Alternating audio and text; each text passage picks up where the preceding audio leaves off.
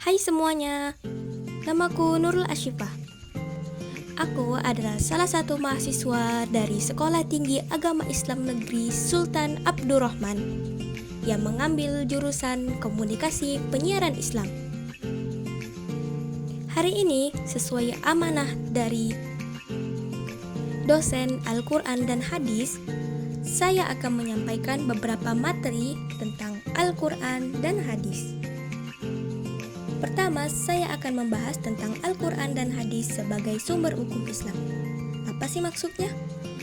Seperti yang kita tahu, Al-Quran merupakan wahyu dari Allah Subhanahu wa Ta'ala yang diturunkan kepada Nabi Muhammad SAW secara berangsur-angsur.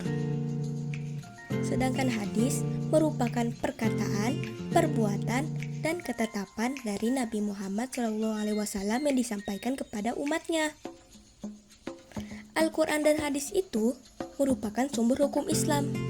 Kenapa begitu? Karena isi Al-Quran itu mencangkup banyak hal dari akidah, ibadah, muamalah, dan hukum-hukum lainnya yang bisa menjadi petunjuk hidup yang sempurna. Hadis itu seperti lebih merinci, memperkuat, dan kadang menetapkan hukum yang lebih detail yang ada dalam Al-Quran. Ya, seperti memperjelaslah isi dalam Al-Quran itu apa aja. Tapi memangnya penting ya mempelajari keduanya? Penting banget loh. Ada hadis yang menegaskan tentang kedua hal itu, yaitu taraktu fikum amrayni lan tadillu ma tamassaktum bihima kitaballahi wa sunnata rasulih, yang artinya, aku tinggalkan di tengah-tengah kalian dua perkara. Kalian tidak akan tersesat selama berpegang teguh kepada keduanya, yaitu kitab Allah Al-Quran dan sunnah Rasulnya. Hadis riwayat Malik dan Al-Hakim. Nah, hadis ini menjelaskan kan, kenapa Al-Quran dan hadis itu penting sebagai sumber hukum Islam. Yang kedua, kita akan membahas tentang konsep dasar Al-Quran. Dalam konsep dasar Al-Quran, kalian harus mengetahui 3 hal pokok. Yang pertama, Al-Quran adalah wahyu Allah Subhanahu wa Ta'ala. Ya, seperti yang kita ketahui, Al-Quran itu wahyu Allah Subhanahu wa Ta'ala yang diturunkan kepada Nabi Muhammad SAW melalui perantara malaikat Jibril dan diturunkan secara berangsur-angsur. Yang kedua, petunjuk dan pedoman. Al-Quran itu bisa menjadi petunjuk dan pedoman dalam segala aspek seperti kehidupan, akidah, ibadah, hukum, bahkan hubungan sosial kita dengan masyarakat. Yang ketiga, Al-Quran itu mukjizat abadi, mukjizat terbesar Nabi Muhammad SAW. Kok bisa gitu? Ya, dunia sudah mengakuinya. Keindahan bahasanya, keharmonisan isinya, serta informasi masa lalunya itu yang benar, tidak dikarang-karang. Begitu tinggi kedudukan Al-Quran itu dibandingkan dengan bumi dan seisinya. Ada hadis yang menjelaskan tentang seberapa tingginya derajat Al-Quran. Man qara' harfan min kitabillahi falahu bi hasanah wal hasanatu bil ashri amthaliha la aqulu alif lam mim harf walakin alfi harf walamun harf wa mimun harf, yang artinya, barang siapa membaca satu huruf dari kitabullah Al-Quran, maka baginya satu kebaikan dan satu kebaikan itu dilipat gandakan menjadi 10 kali lipat. Aku tidak mengatakan alif lam mim itu satu huruf, tetapi alif satu huruf, lam satu huruf, dan mim satu huruf.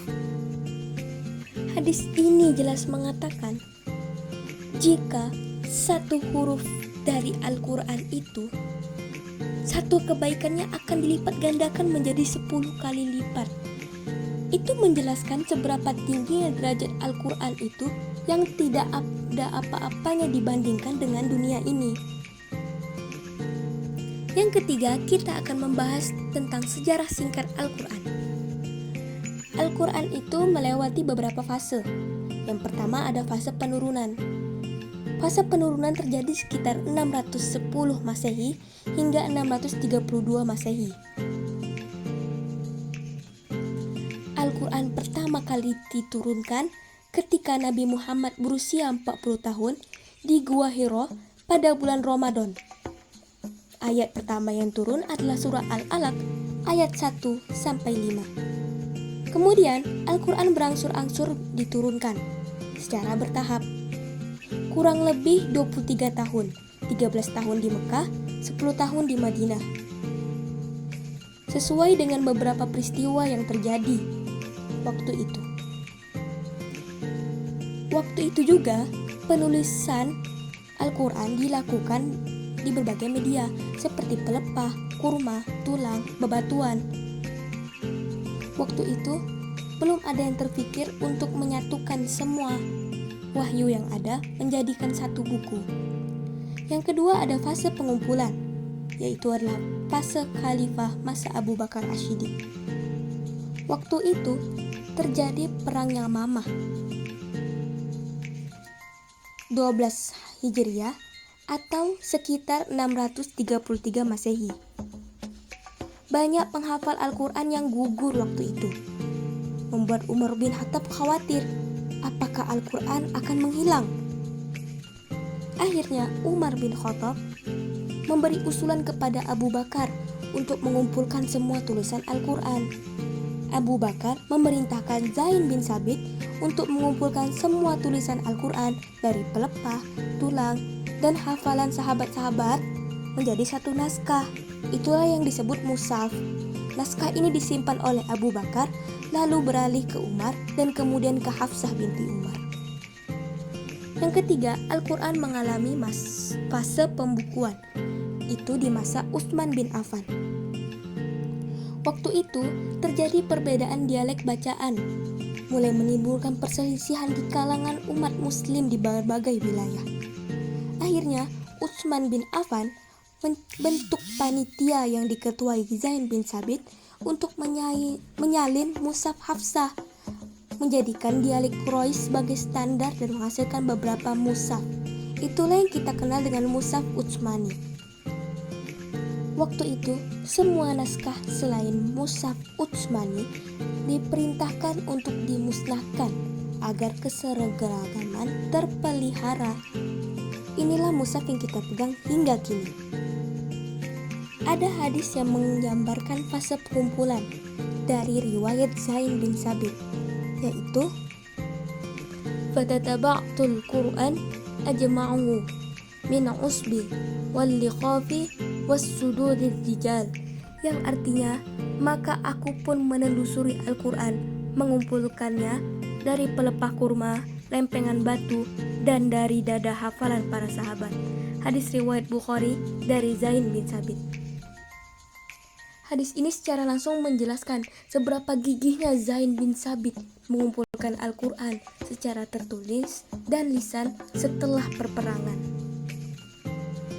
Yang keempat, kita akan membahas tentang tafsir dan takwil. Apa sih tafsir dan takwil itu? Tafsir itu adalah menerjemahkan sehingga maksudnya mudah dipahami secara umum. Sedangkan takwil adalah mencari makna yang lebih dalam dari hal yang dijelaskan, sehingga maknanya itu tidak lari dan masuk akal. Tafsir dan takwil juga tidak bisa digunakan sembarangan.